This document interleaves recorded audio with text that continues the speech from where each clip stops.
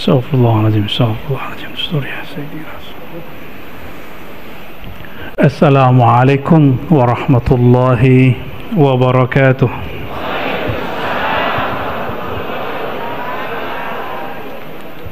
Alhamdulillah rabbil alamin, binuri habibihi sayyidina Muhammad sallallahu alaihi wasallam arafnahu wa abadnahu. Asyhadu an la ilaha illallah wa asyhadu anna Muhammadan abduhu wa rasuluh. Allahumma salli wa sallim wa barik ala sayyidina Muhammad wa ala alihi wa ashabihi wa li baitihi wa dhurriyyatihi ajma'in, ma ba'du. Para asatiz, para kiai dan para imam, para muazzin, para dewan masjid, semoga Allah berkahi beliau-beliau ini, amin. Kalau beliau ini enggak bersekutu, acara ini enggak ada, bener enggak? Maksanya soleh bener ya, karena nama beliau memang Kiai Soleh.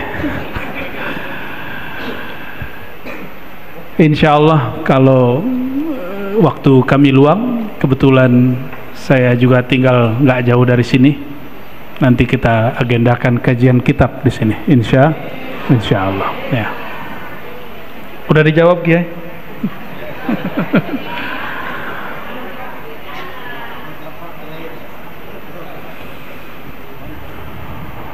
Sebelumnya mari kita baca surah Al-Fatihah untuk diri kita sendiri, rohani, pikiran kita semua, untuk baginda Nabi Muhammad SAW, untuk orang tua kita, guru-guru kita, untuk yang membangun masjid ini, yang mengurusi masjid ini, dan siapapun yang hadir malam ini. Al-Fatihah. A'udzubillahi minasyaitonir rajim. Bismillahirrahmanirrahim. Iyyaka na'budu wa iyyaka nasta'in.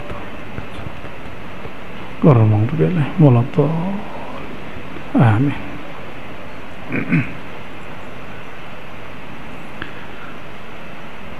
Karena tema kita hijrah, kebenaran di dalam kitab Al-Hikam. Kalau di kitab saya nomor 43, di beberapa kitab yang lain nomor 50 atau ada yang lebih, ada pembahasan khusus mengenai hijrah. Dan bahkan Imam Athaillah Sekandari yang menulis Hikam, beliau menukil hadis hijrah. Ya. Hadisnya pasti sudah paham.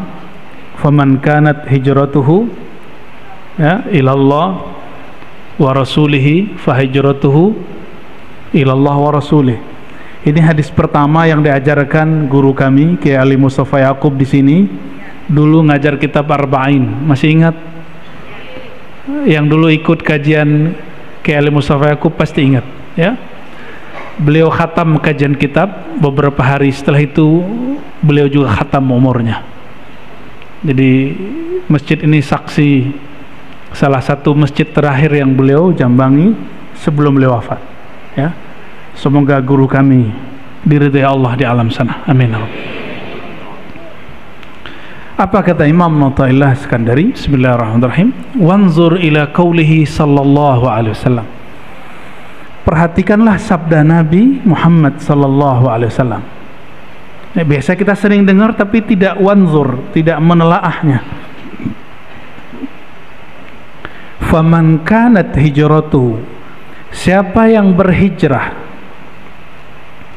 ilallahi wa rasulih, kepada Allah. Allah itu di satu tempat atau bukan? Enggak. Karena Allah bukan benda, maka Allah tidak memerlukan tempat. Maka jika disebut berhijrah kepada Allah, itu bukan berpindah secara fisik. Maka ini disebut al-hijrah minal maddiyah, berhijrah dari sisi materi kepada sisi rohani, berhijrah dari pahala kepada yang punya pahala. Bapak Ibu, saudara-saudariku, sampai kapan beribadahnya karena pahala? Mau sampai kapan kepada Allah berniaga, bertransaksi? Walaupun di Quran ada hal adullukum ala tijaratin, betul ada di Quran, tapi itu awal-awal turun. Hadis ini mengajarkan apa? Siapa yang hijrahnya untuk Allah dan Rasul, berarti siapa yang berpindah, yang gerak hidupnya untuk Allah yang maha zahir dan maha batin, berarti dia mulai beribadah itu bukan lagi karena transaksi pahala. Seandainya tidak ada ustadz yang mengatakan sholat duha melancarkan rezeki, masih sholat duha kah? Bagaimana? Saya kurang yakin.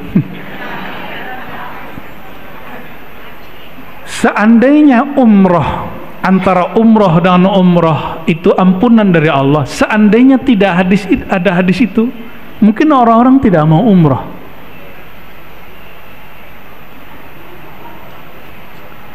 Seandainya tidak ada hadis, siapa yang duduk ba'da subuh sampai terbit matahari, maka bagi dia pahala umroh dan haji tamah sempurna. Siapa yang mau duduk?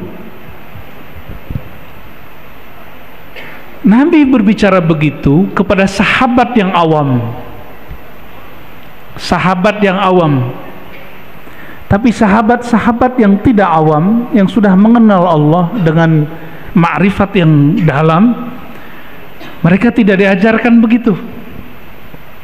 Jadi Nabi itu mengajari sahabat bertahap.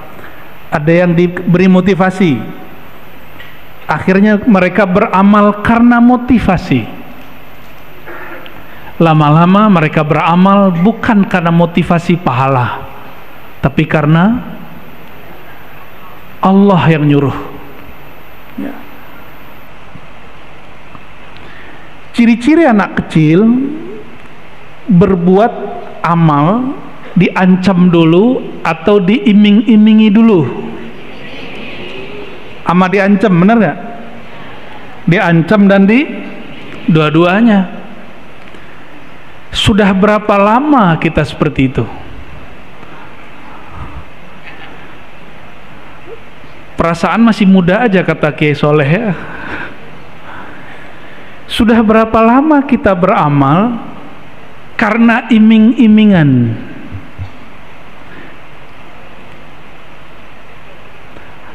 Kalau anak sudah gede, dia sholat itu bukan lagi karena diancam atau tapi karena dia sadar.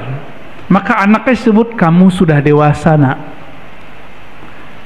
Ini yang di depan saya sudah dewasa belum rohaninya?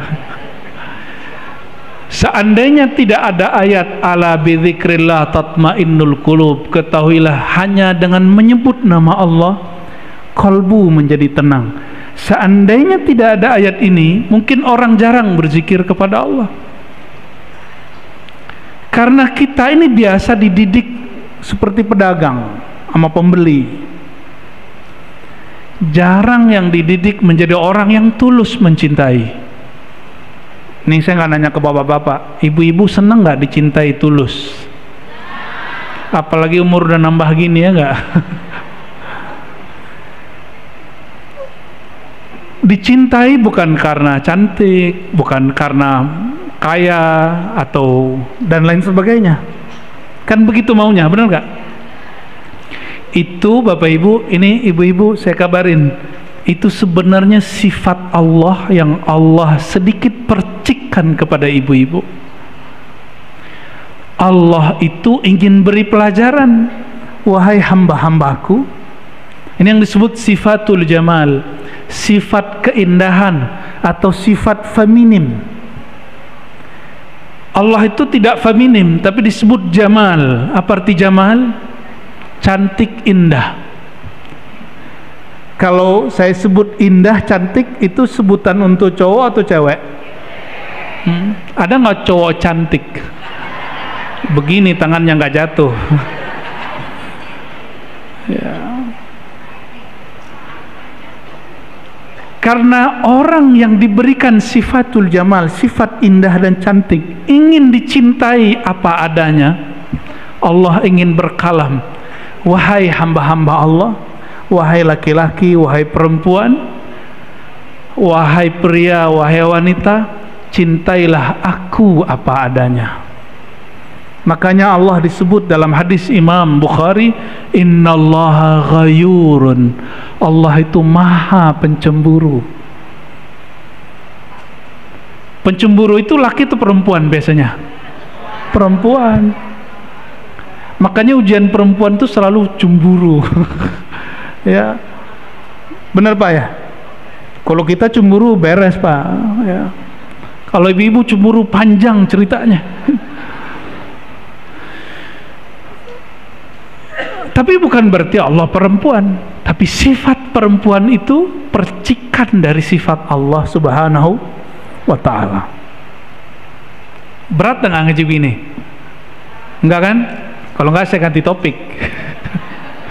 Saya rasa temanya biasa ya. Hal yang biasa tapi kita bawa ke ranah yang luar biasa, insya Allah. Kan hijrah ya, kajian kita juga mesti hijrah. Kajian kita juga mesti hijrah ya.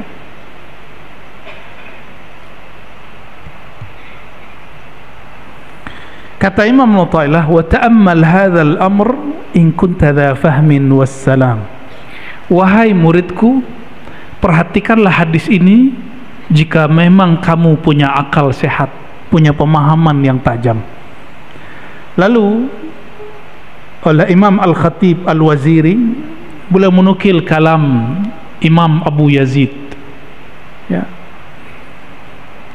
Abu Yazid ini didatangi oleh seorang laki-laki, lalu laki-laki ini mengatakan, ya Sayyidi Ausini, wahai Tuan Syekh, wahai Pak Kiai, kira-kira begitu sekarang, wahai Pak Kiai Soleh gitu ya. Kalau di sini kiainya siapa? Abu Yazid. Abu Yazid ini wafat tahun 261 Hijriah. Ini ilmu Kiai Mustafa Yakub menghafalkan wafatnya ulama ya. 261 Hijriah. Sekarang kita 1440. Bener. Jangan salah lagi loh. Berarti sebelum maghrib tadi berapa? 1440. Dalam Islam waktu itu dimulai dari maghrib. Makanya ada doa sebelum berpisah dengan tahun lalu, ada doa setelah masuk ke tahun baru. Meskipun oleh sahib kita yang di luar sana, bukan di luar masjid, di luar pikiran kita, tradisi itu disebut bid'ah, tapi ulama kita bilang tidak. Kenapa? Ini mengikuti Umar. Sayyidina Umar dialah yang mempelopori tahun baru Hijriah. Kalau Umar sudah buat, maka kita isi dengan doa.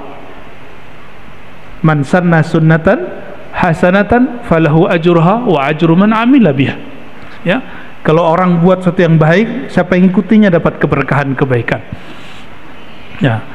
Imam Abu Yazid ditanya, wahai Tuan Syekh, wahai Pak Kiai Abu Yazid, tolong beri aku nasihat. Sering datang ke Kiai terus ngomong, Pak Kiai nasihati saya, benar nggak? Itu tradisi ulama salafus saleh. Lalu Imam Abu Yazid berkalam, in a'taka minal arsy ilal farsh faqul lahu la innama anta urid. Kata Imam Abu Yazid, wahai sahabatku, jika engkau diberikan Allah kejayaan aras itu di puncak surga. Surga itu yang tertinggi apa? Firdaus. Tapi langit-langitnya surga Firdaus, langitnya itu aras. Berarti puncaknya surga Firdaus aras Allah. Yang boleh naik aras itu cuma orang-orang spesial. Di surga Firdaus hanya boleh bertemu Allah 2 kali dalam sehari, sedangkan di Aras boleh setiap saat. Maka banyak nanti di antara kita antri ingin masuk surga Firdaus.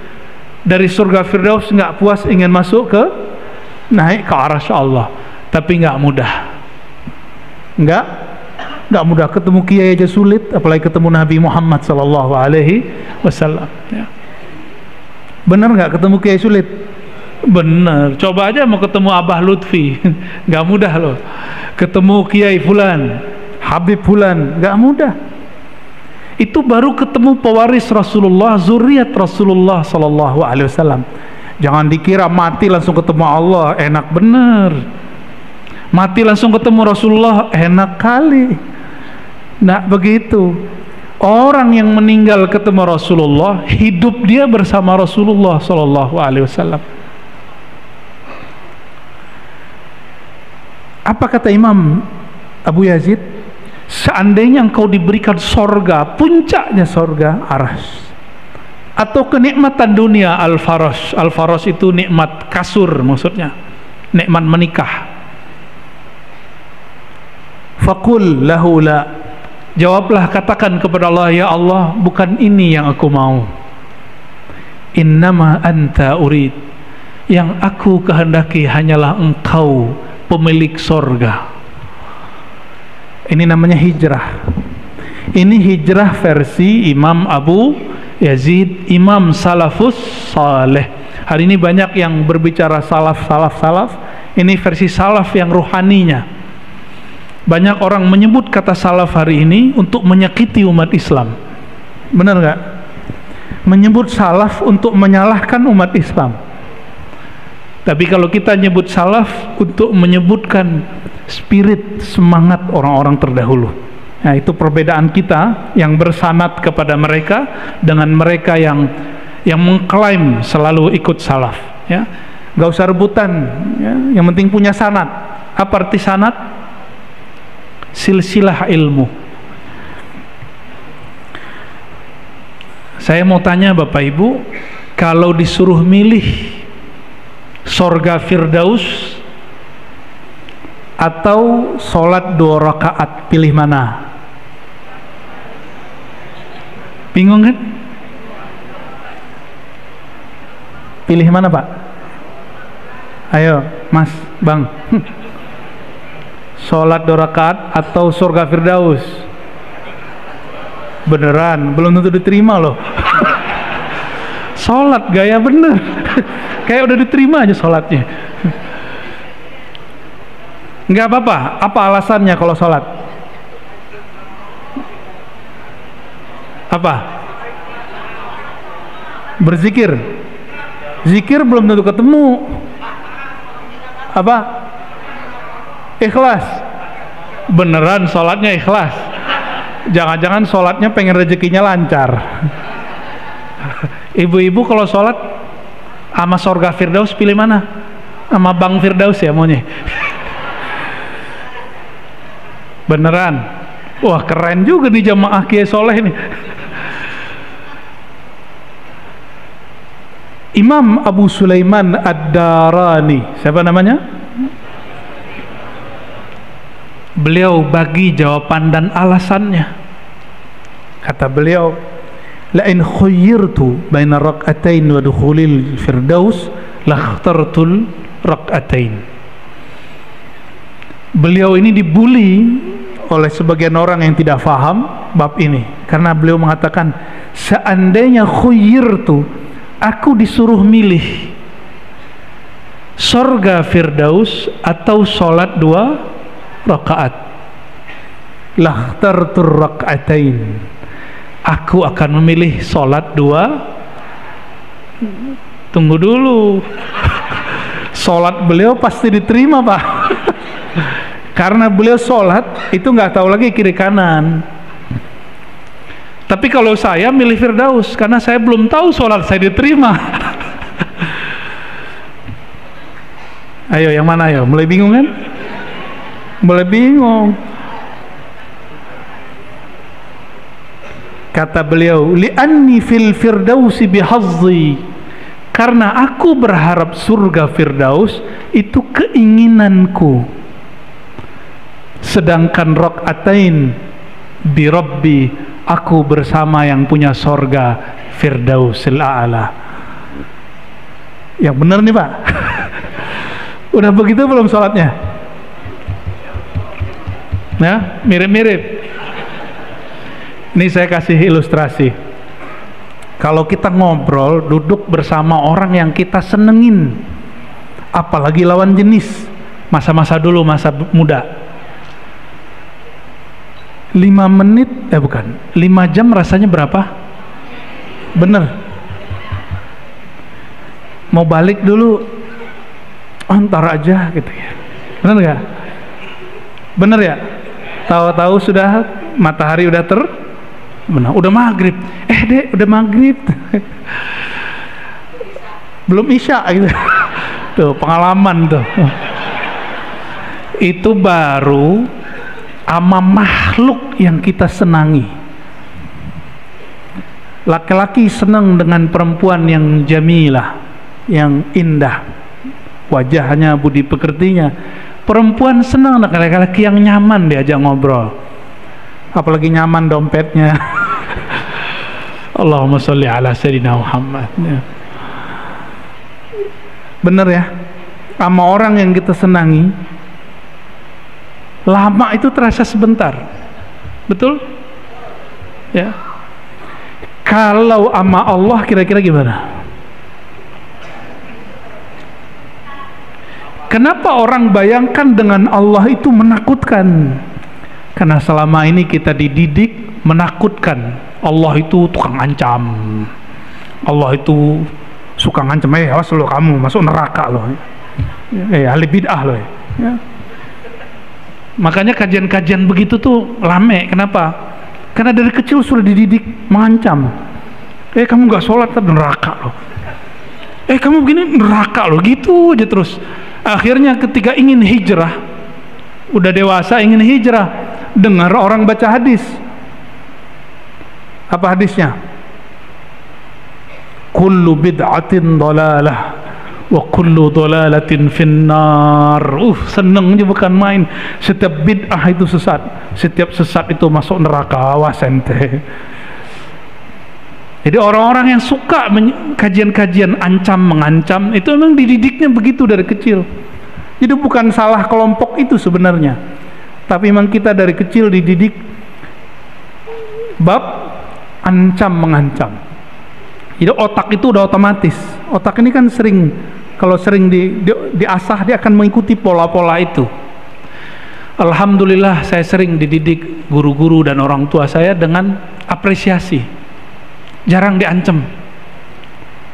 Bahkan kalau nilai kami rendah, percaya nggak Bapak Ibu, nilai akidah akhlak saya dulu 4. Karena tiap hari tengkar mulu, nonjok orang lah, nendang orang lah, bonyok itu orangnya. Karena hobinya dulu silat sama karate.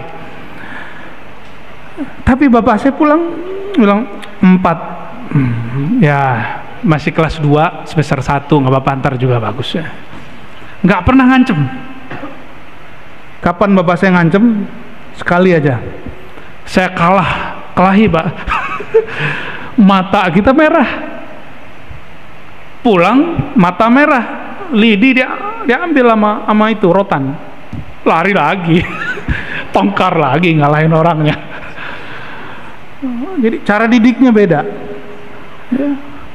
Semoga Allah merahmati kedua orang tua saya. Ayahanda masih hidup, ibu sudah berpulang, sudah berhijrah ke alam barzakh. Bapak Ibu yang bukan Allah, kalimat ini jangan ditelan mentah-mentah ya. Betul, dalam alam rohani, kalau kita sudah mengenal Allah, sudah merasakan namanya bab ihsan. Ihsan itu memandangnya dan dipandangnya.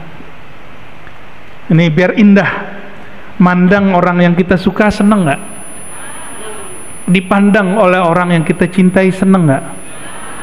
Itu yang disebut ihsan. Beruntunglah yang namanya ihsan. Ya, pengen namanya hikam ya. Bener, senang dipandang oleh orang yang kita suka. Senang. Dipandang oleh guru, dipandang oleh orang yang kita anggap mulia, kita senang.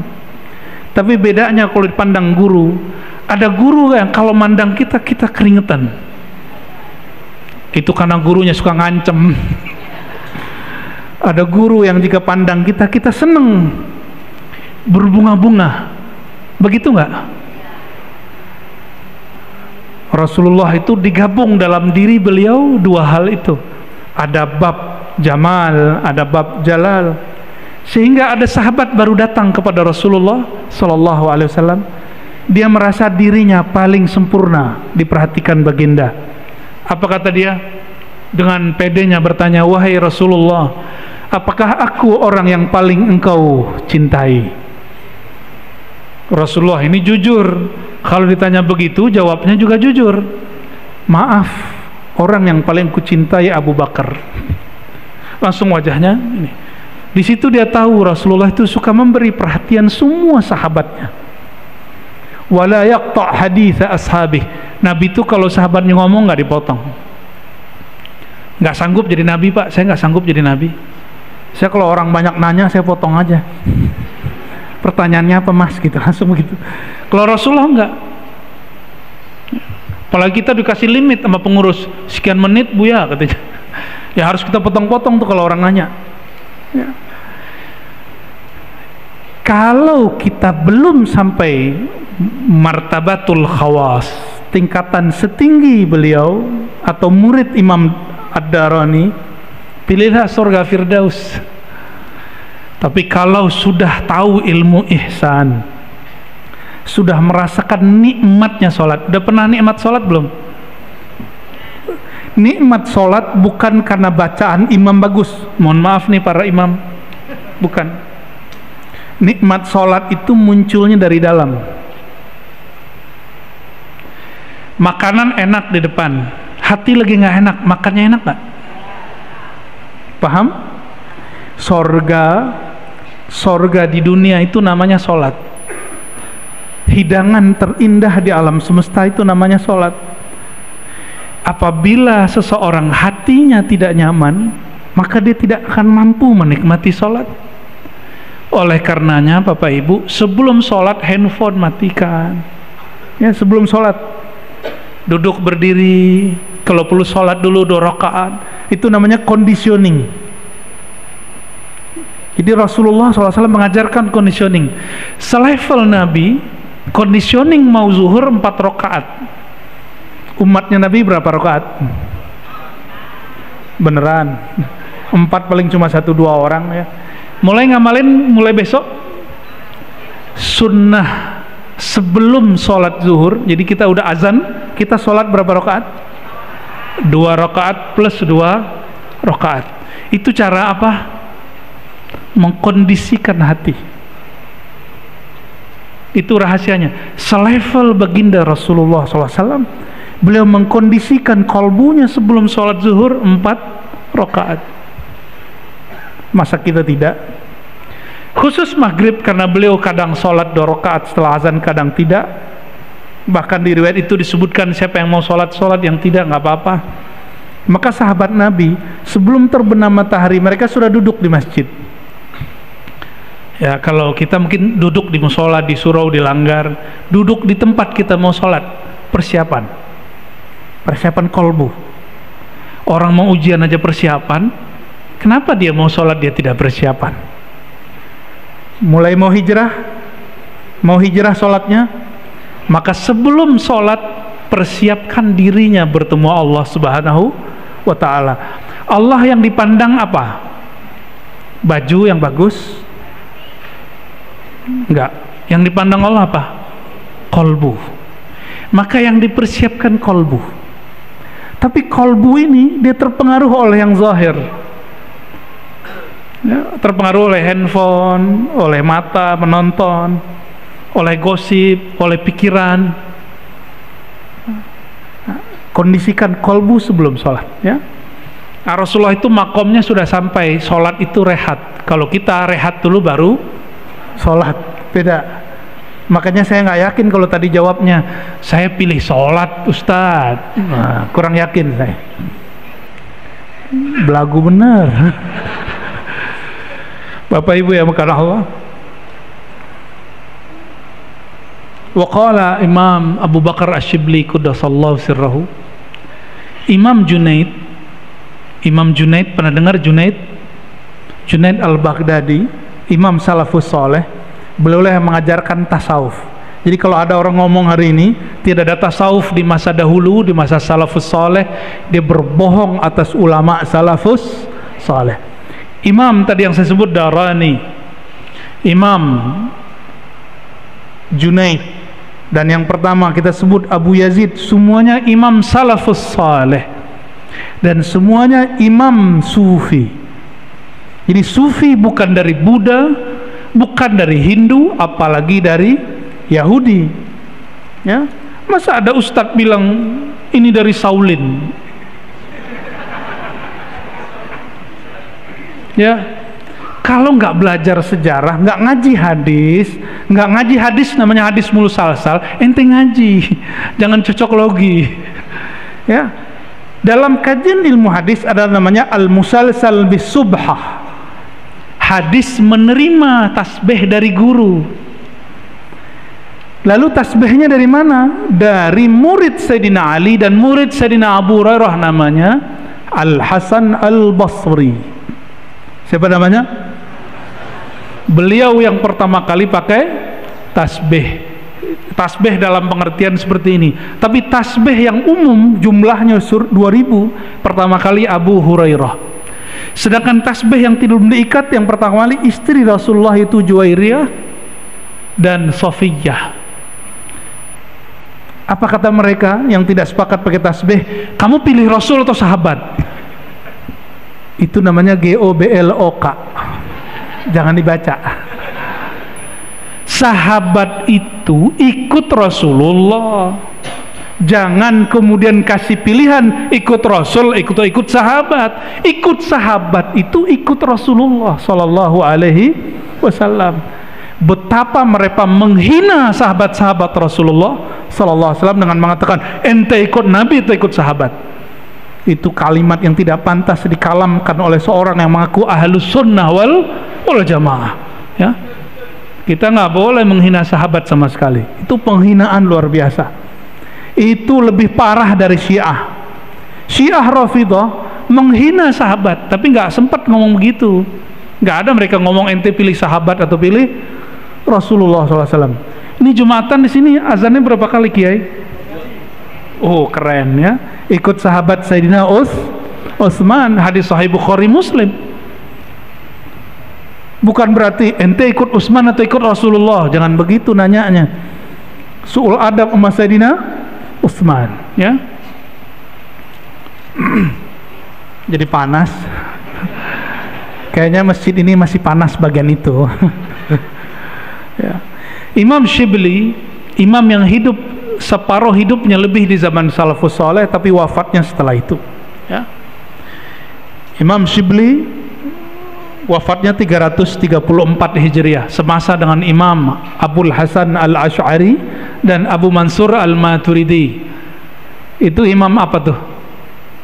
Imam Asy'ari itu yang ngajarin sifat 20. Allah wujud idam baqa mukhalafatuhu lil hawadisi. Masih belajar gitu nggak di Sunda Kelapa? Lah harus ada yang ngaji gitu. Lanjutannya Asmaul Husna. Lanjutan belajar sifat Allah, belajar apa? Al-Asmaul Husna. Itulah inti daripada al-iman dan al-ihsan. Kalau kita rutin nanti kita ngaji itu aja ya. Insya Allah. Udah senang duluan. Imam Syibli mengatakan ihdhar makrahu walau fi qawlihi kulu washrabu. Hati-hatilah engkau wahai tuan, wahai laki-laki ataupun perempuan, dalam segala hal, meskipun dalam hal makan dan minum. Kulu washrabu. Apa maksud beliau berkalam begitu? Hati-hati walaupun dalam makan. Kalau orang awam, nah mau sampai kapan kita jadi orang awam? Itu hanya hati-hati di awal makan dan di akhir makan. Awal makan baca bismillah, akhir makan alhamdulillah. Tapi kata Imam Shibli, kalau engkau mau hijrah, hati-hati di saat makan. Hal anta ta'kul ma'ahu am la?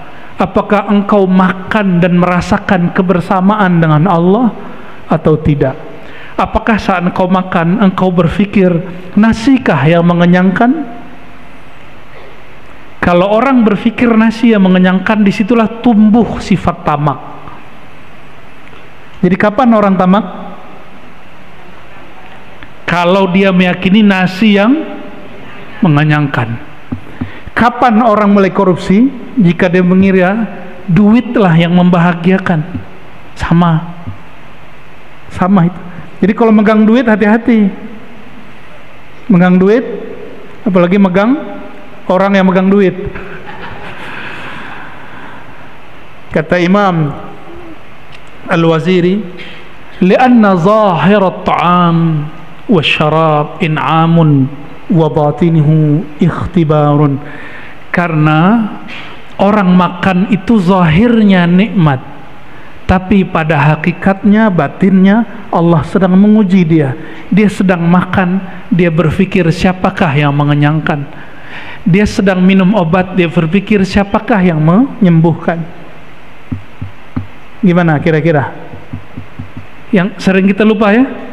Maka mulai malam ini Bapak Ibu, mulai malam ini hijrah makan bagaimana? Bismillah itu terjemahannya aku makan bersamaan dengan nikmat Allah. Bi-nya di situ berarti ma'a. Apa arti bi di situ? Ma'a. Ma'a berarti bersama. Aku makan dengan pemberian Allah. Kalau sudah begitu udah makan suka-suka.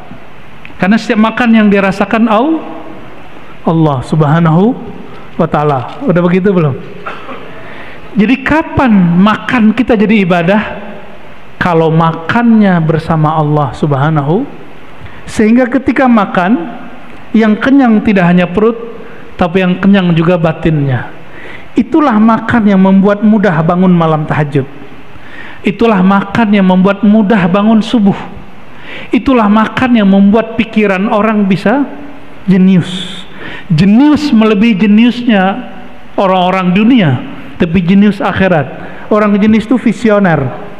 Visioner ahli dunia bagaimana dapat untung di dunia, tapi visioner orang akhirat dia berpikir sampai melewati dunia, berarti sampai ke akhirat. Jadi hitung-hitung dia sampai ke akhirat. Itu orang visioner.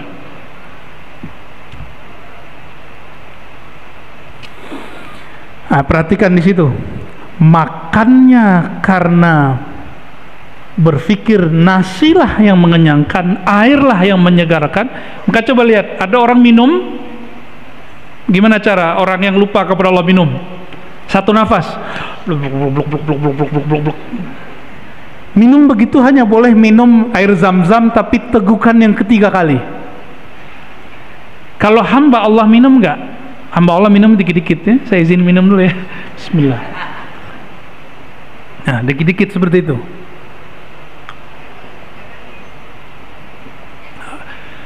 Jadi minum jangan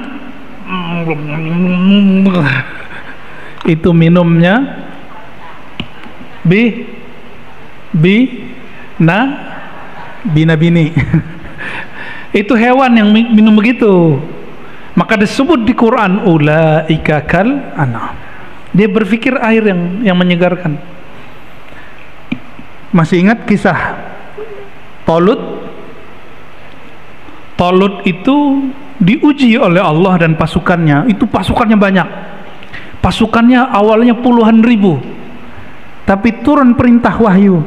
Wahai Talut, kalian boleh minum dari air sungai. Itu mereka kehausan, berhari-hari nggak ketemu air. Tapi hanya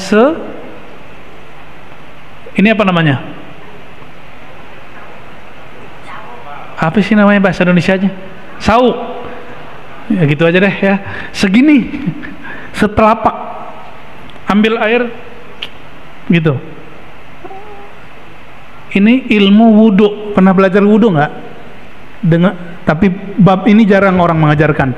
Kalau kita berwudhu, nah, bagian air sedikit saja, bagian wajah kita minum.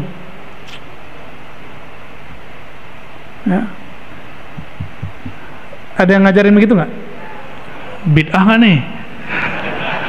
Ya, di kitab-kitab lama masih ketemu Pak begitu. Ya, itu manfaatnya ada. Nanti kalau kita ketemu lagi kita jelaskan rahasianya. Ya. Ternyata caranya diambil dari mana? Dari tolut minum air. Berarti kalau begitu airnya sedikit gak? Karena belum dituang ke mulut dia sudah tumpah duluan. Disitulah Allah mengajari Talut dan pasukannya. Dia dan pasukannya 313. Tadinya berapa orang?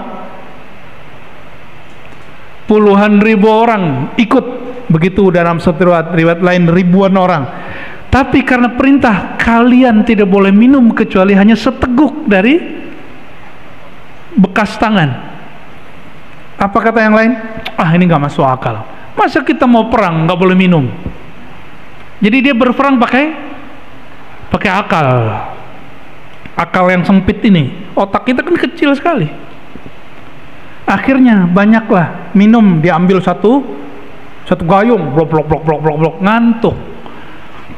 Yang lain muncul rasa takut. Jadi orang itu kapan dia muncul rasa takut miskin, takut mati? Kalau perut sudah kenyang. Perut sudah kenyang, tabungan sudah banyak, mulai muncul rasa takut mati, takut miskin, takut dicuri. Benar nggak? Kalau nggak nabung apa yang mau dicuri? Ya, itu mulai muncul tuh. Sama, pasukan Talut mundur. Yang maju cuma 313 orang. Sama dengan Ahlul Badar, 313 orang bersama Rasulullah SAW. Ya, dia nggak boleh tamak, nggak boleh tamak sama sekali. Nah, coba hijrah minum, tadi hijrah makan. Mulai malam ini, detik ini, kalau minum bukan lagi dengan meyakini air yang menyegarkan. Toh tentara Talut mengalahkan musuhnya Jalut. Mereka jumlahnya cuma 313 dan minumnya sedikit. Karena yang menyegarkan, yang menghidupkan bukan air minum tapi Allah Subhanahu wa ta'ala. Bener gak nih? Ya. Nanti ada masa Bapak Ibu, gak tahu nih, sebagian ibu-ibu mungkin sudah dipanggil Allah nanti. Nggak nakut-nakutin. Sebagian kita sudah dipanggil Allah nanti bapak-bapak. Ada masa orang karena air satu gelas bunuh-bunuhan. Sekarang belum Pak. Ini sudah mulai. Coba, adakah orang Jakarta minum air sumurnya? Nggak ada, karena sumur kita sudah ternodai, sudah tercemar. Semua kita minum pakai air.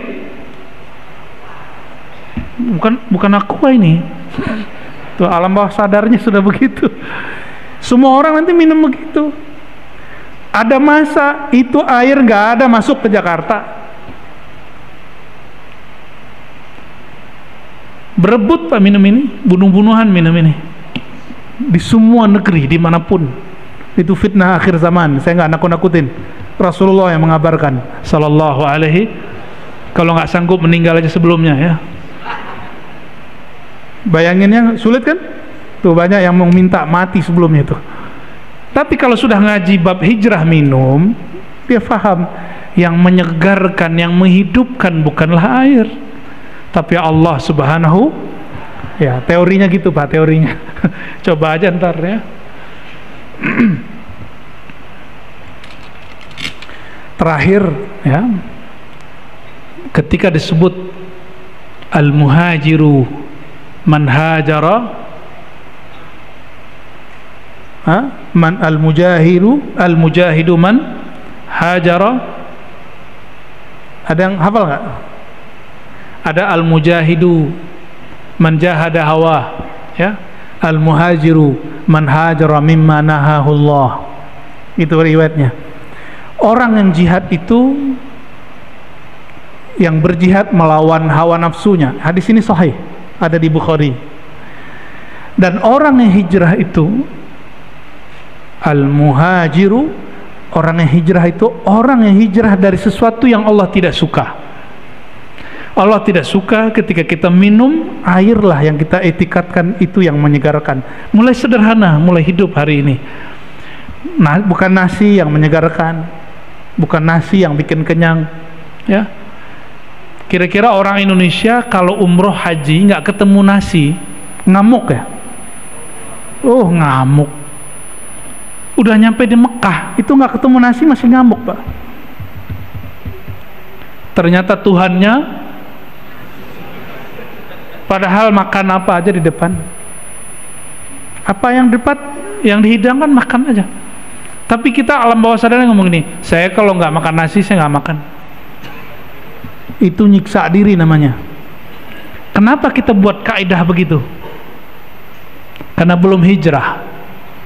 Maka siapa yang ditakdirkan Allah minggu depan, besok, bulan depan umroh, tahun depan haji, coba mulai latihan kurangi makan nasi. Saya nyaksiin sahabat saya kalau nggak makan nasi ngerotos. Nasi. Serius. Pusing dia kalau nggak ketemu nasi. Seperti suami pusing nggak ketemu istri. Emang betul pusing? Kayaknya bapak-bapak ini nggak pusing. Yang pusing ibu-ibu. Bapak ibu yang makan Allah. Ketika Nabi SAW keluar dari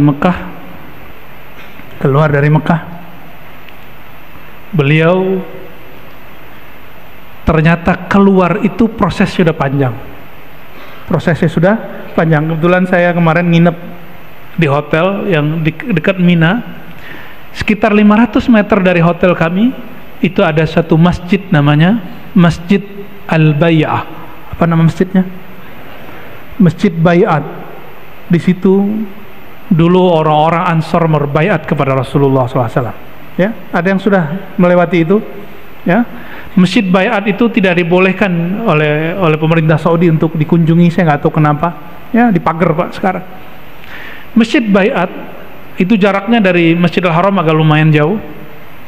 Ketika musim haji, orang-orang Madinah datang ke Mekah. Setiap kali ada orang datang ke Mekah, Rasulullah SAW bersama Abu Bakar dan sahabat yang lain, cuma beberapa sahabat itu nyapa, kalian dari Yastrib? Iya, kami dari Yastrib. Diajak, dikasih makan, minum, diajak ngobrol tentang bicara agama. Sampai keluar kemudian pembicaraan mereka mengenai menyembah Allah, ya, akhlak yang baik dan segala macam. Lalu tertariklah waktu itu 6 orang. Ada 6 orang yang tertarik untuk mendengarkan kalam Nabi Muhammad SAW. 6 orang ini kemudian berbaiat kepada Nabi Muhammad SAW. Ini belum di masjid, belum di Bai'atur Ridwan, belum, masih panjang. Lalu mereka mengatakan, wahai Rasulullah, kami izin pulang kampung. Ketika mereka pulang kampung, setiap sahabat yang 6 pulang ke rumah bawa berita kabar baik. Ternyata di Madinah sudah muncul kabar yang diberitakan oleh orang-orang Yahudi bahwa akan muncul Nabi akhir zaman. Jadi siapa yang mengabarkan? Orang Yahudi. Lalu orang Madinah, orang Yathrib mengatakan, Bani Khazraj, wahai ahli Madinah, jangan keduluan orang Yahudi. Fala yasbiqannakum al-yahud, jangan keduluan Yahudi. Nabinya kami sudah ketemu, kata 6 orang ini. Maka 6 orang ini semua keluarganya dan sukunya ikut Islam. Tapi 6 orang ini kemudian datang lagi ke Mekah beberapa bulan setelahnya, bawa 12 orang dan beberapa perempuan, 1 perempuan atau 2 perempuan. Lalu mereka baiat di tempat yang disebut Masjid Al-Bai'ah. Silakan cek, buka GPS ya. Mina, lalu di antara Mina dan Mekah, Masjidil Haram itu ada namanya Masjid Bai'ah. Mereka baiat di situ berapa orang jumlahnya? 12. Berarti sebelum Nabi hijrah itu sudah ada yang Islam dari ahli Madinah. 12 orang pulang mengislamkan 70 orang. 70 datang baiat lagi di tempat itu. Kapan mereka baiat? Nggak mungkin siang, pasti dibunuh oleh kafir Quraisy. Tidur kafir Quraisy, jam 12 malam mereka datang di situ berkumpul. Itulah tradisi Nabi SAW ngaji jam 12. Ini saya senang sekali, Sunda Kelapa walaupun cuma sekali setahun atau beberapa kali sebulan buat tradisi ngaji sampai tengah malam. Sampai jam berapa nanti Ustaz? Kiai? Sampai jam 2? Jam 3? Luar biasa. Itu sunnah apa? Sunnah sebelum hijrah. Itu persiapan hijrah. Kuat nih, nggak tidur sampai nanti. Ntar kan ada Syekh Muhammad Ali Jabir ya? Ya, siapa lagi? Syekh Hisham. Jangan tidur ya, ngantuk-ngantuk dikit boleh. Ini belajar. Kalau kami dulu hampir setiap minggu, bahkan seminggu itu saya 2-3 kali ngaji jam 12 sampai jam 3. Lalu yang kita siarkan dulu kajian hikam semasa pandemi itu nggak pakai masker Pak.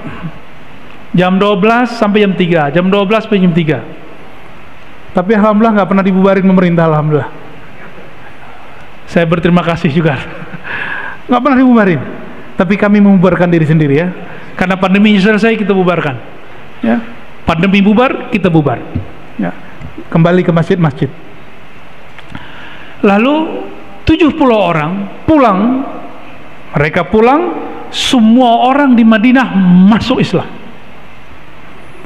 Jadi Nabi sebelum hijrah itu persiapannya nggak sembarangan. Dan ingat, Nabi hijrah tanpa perang. Justru beliau yang diperangi. Maka siapa yang hari ini gerakan hijrah lalu ngebom, lalu menyakiti orang-orang yang sudah bersyahadat, mereka telah mengkhianati perjuangan hijrah Nabi Muhammad sallallahu alaihi wasallam. Maka saya menghimbau siapapun yang ya terpengaruh oleh pemahaman ngebom ya, bom masjid, bom mau pengajian maulid, bom orang-orang begini, tolong kembali ke jalan Rasulullah sallallahu alaihi wasallam ya. Rasulullah nggak begitu. Rasulullah bisa ngalah-ngalah ya. Maka kemudian ketika Nabi keluar, Nabi keluar itu dengan siapa? Sayyidina Abu Bakar As-Siddiq. Nah, bagian ini yang pas sebagai penutup ya. Sayyidina Abu Bakar As-Siddiq ketika keluar dari rumahnya, itu jalan, itu dikejar-kejar. Bayangin kita dikejar-kejar orang, itu orang bawa panas gitu. Akhirnya Rasulullah SAW dan Sayyidina Abu Bakar Siddiq berhentinya di mana?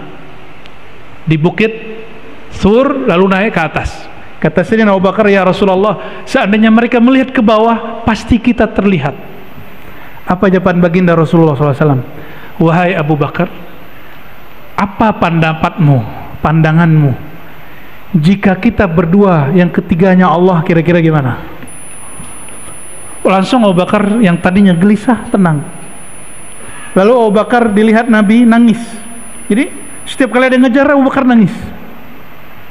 Ketika nangis, Nabi tanya, wah mabika ya Abu Bakar, wahai Abu Bakar, kenapa yang kau nangis? Engkau nangis karena berjuang susah.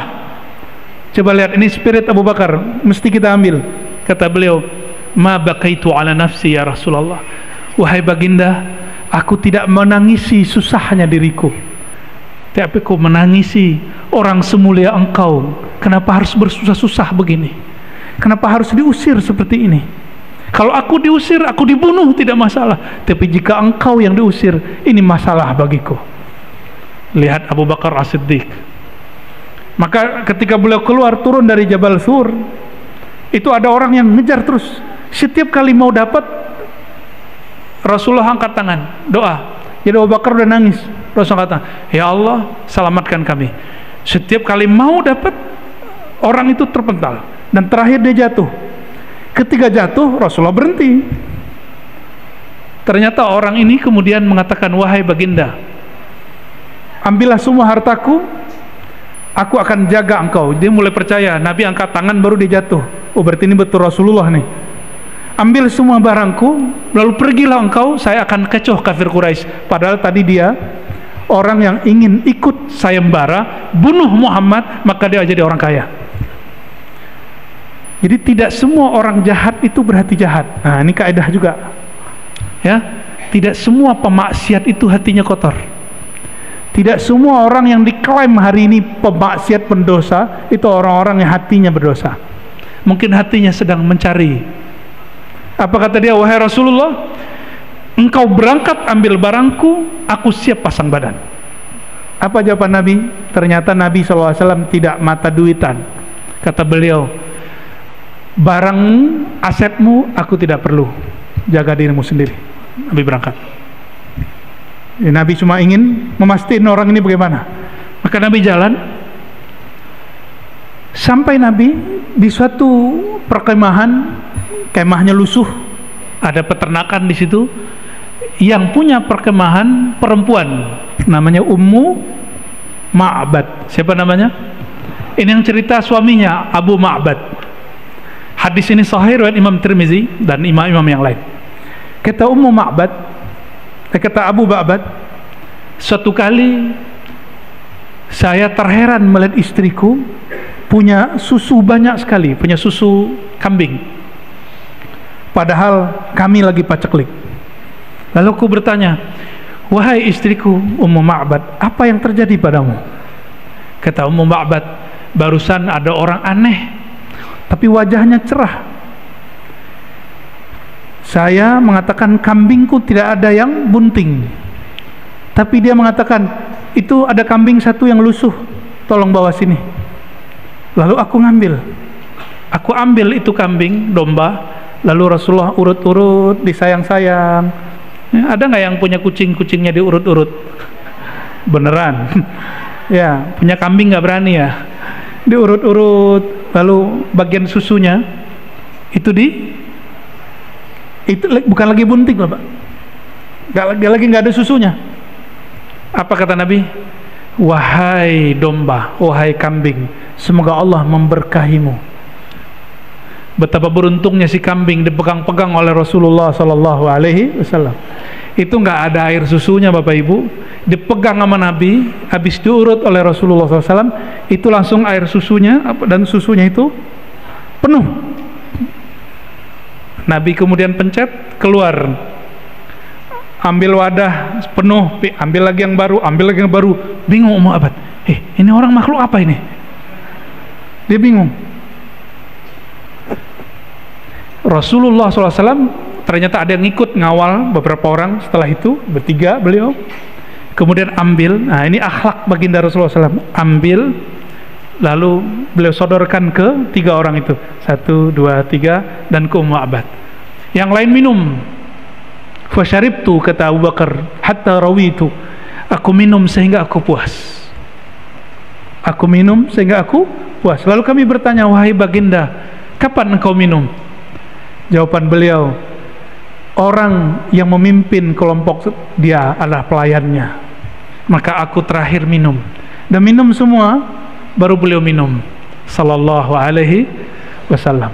Sampai detik itu Ummu Ma'bad belum tahu bahwa yang memeras susu itu siapa? Rasulullah Sallallahu Alaihi Wasallam. Maka dia orang paling berani mandang Rasulullah, dilihat dari ujung rambut sampai ujung kaki. Sedangkan Sayyidina Abu Bakar As-Siddiq tidak pernah berani menatap baginda Rasulullah SAW. Yang berani siapa? Emak-emak. Ya, ini hadis emak-emak. Ummu itu kan emak, emak Ma'bad, anak dia namanya Ma'bad. Selesai semua, Rasulullah cuma ambil sedikit, minum, udah beliau jalan. Saya mau nanya Bapak Ibu, kira-kira itu air susu turunnya dari mana? Keluarnya dari mana? Memang Allah punya peternakan susu, punya pabrik susu? Apa jawabannya? Yang megang kunci surga siapa? Rasulullah SAW. Benar? Ya.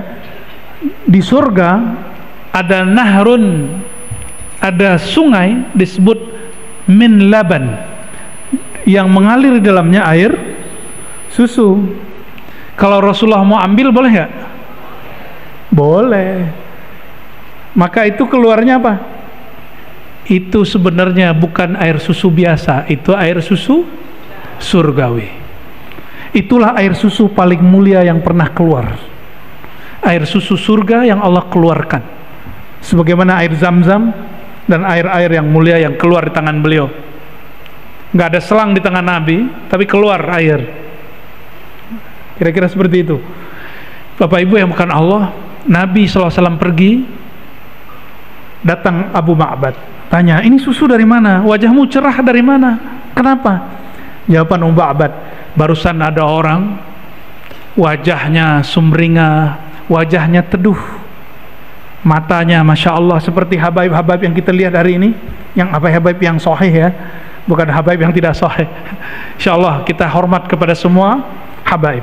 Jangan ikut terpedaya dengan isu-isu hari ini, mereka yang kemudian membenci sebagian zuriat Nabi Muhammad sallallahu alaihi wasallam. Ini awal fitnah akhir zaman, karena Al-Mahdi keturunan Fatimah.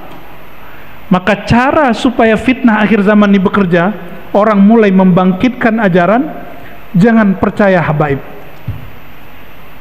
Ya, yang habaib nggak usah GR dulu, pantaskan aja dirinya.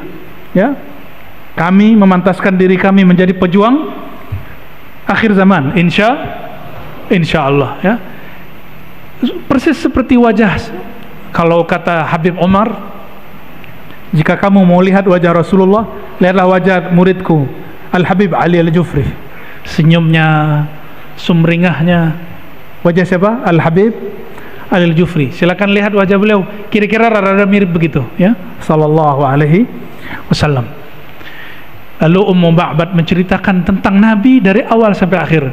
Oleh karena itu, kalau belajar sirah nabawiyah, yang berani menceritakan tentang wajah Nabi hanyalah Ummu Ma'bad, Sayyidina Ali, Husain dan keluarga Ahlul Bait. Selebihnya Abu Bakar tidak berani, Umar tidak berani, Utsman apalagi. Kenapa? Sahabat-sahabat ini tidak berani menatap baginda Rasulullah sallallahu alaihi wasallam. Bapak Ibu yang bukan Allah, semoga nur baginda Rasulullah mengalir pada kita, mulai hijrah dari motivasi pahala kepada motivasi yang memberi pahala, dari hanya sekedar berharap surga takut neraka kepada yang punya surga yang punya neraka, dari makan minum meyakini makan minum itulah yang menyegarkan, kemudian meyakini bahwa Allah lah yang menyegarkan. Semoga hijrah ini berlanjut dan tambah sempurna sebelum kita wafat. Semoga Allah terima hijrah kita semua, amin ya rabbal alamin. Wassallallahu ala sayyidina Muhammad. Ikuti salawat saya. Sallallahu rabbuna ala nuril mubin أحمد المصطفى سيد المرسلين وعلى آله وصحبه أجمعين صلى الله ربنا على النور المبين أحمد المصطفى سيد المرسلين وعلى آله وصحبه أجمعين. الفاتحة. بسم الله. إياك نعبد وإياك نستعين صراط الذين أنعمت عليهم غير المغضوب عليهم ولا الضالين. اللهم الرحمن الرحيم. Ya Karim, ya Azim, ya Allah yang Maha Pengasih dan Maha Penyayang, limpahkanlah kasih sayang Engkau kepada hamba-Mu terkasih Nabi Muhammad sallallahu alaihi wasallam. Dan ya Allah, jika Engkau telah melimpahkan kepada baginda Rasulullah, izinkanlah kami mendapatkan percikan limpahan itu. Izinkan mata kami, pandangan kami, pendengaran kami, lisan kami, kolbu kami, tangan, kaki dan tubuh kami, rohani kami, kolbu kami mendapatkan limpahan kasih sayang Rasulullah SAW. Allahumma ya Allah, kami tidaklah pantas bermimpi Rasulullah, kami tidaklah pantas memandang wajah Rasulullah, tapi ya Allah kami hanya bermohon, pantaskan kami mendapatkan syafaat baginda Rasulullah. Allahumma ya Allah ya muqallibal qulub, wahai yang membolak-balik hati kami, Engkau Maha tahu ya Allah Kami ketika berhadapan dengan syahwat kami, dengan nafsu kami tidak kuat ya Allah. Farhamna ya Rabbana bitarkil ma'asi. Maka rahmatilah kami ya Allah, sayangilah kami ya Allah, dengan cara bantulah kami meninggalkan kemaksiatan. Bantulah kami ya Allah meninggalkan kebiasaan yang buruk. Bantulah kami ya Allah berhijrah lahir dan batin, menghijrahkan kalbu kami hanya kepada Engkau ya Allah. Allahumma ya Allah, mata kami penuh dengan maksiat, telinga kami penuh dengan maksiat, lisan kami penuh dengan kata-kata yang menyinggung sahabat kami, kata-kata yang membicarakan aib-aib saudara sesama iman kami. Maka ampunkan semua dosa ini ya Allah. Allahumma ya Allah, guru-guru kami, orang tua kami, bagi yang hidup, berkahi hidup mereka ya Allah. Jika mereka sudah wafat, maka ridhai mereka ya Allah. Allahumma ya Allah ya alim, ya alimum bidzatis sudur. Wahai yang maha mengetahui semua seluk-beluk hati kami, Engkau maha tahu bagaimana dahsyatnya syahwat kami, dahsyatnya keinginan buruk kami. Farhamna ya Rabbana, maka rahmati kami ya Allah dengan mampu menjinakkan hawa nafsu kami. Allahumma ya Allah, nas'aluka nuraka wa nura nabiyyika. Ya Allah, hati kami gelap karena lalai mengingat Engkau, hati kami gelap karena cinta kepada dunia. Maka terangi kalbu ini ya Allah dengan hanya cinta kepada Engkau dan baginda Rasulullah SAW. Allahumma yassir lana kulla khair.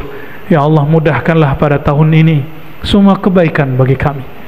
Ya Allah, jika Engkau mengetahui dalam takdir kami ada keburukan, maka palingkanlah kami dari keburukan itu.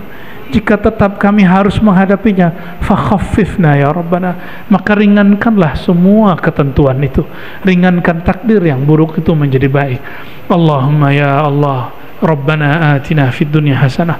Ya Allah, kami memohon kebaikan di dunia bersama orang-orang yang soleh, kebaikan di dunia hadir di majelis-majelis orang yang soleh, kebaikan di dunia harta yang diberkahi, keluarga yang sakinah, mawaddah warahmah, hati yang mengenal Engkau, mati husnul khatimah.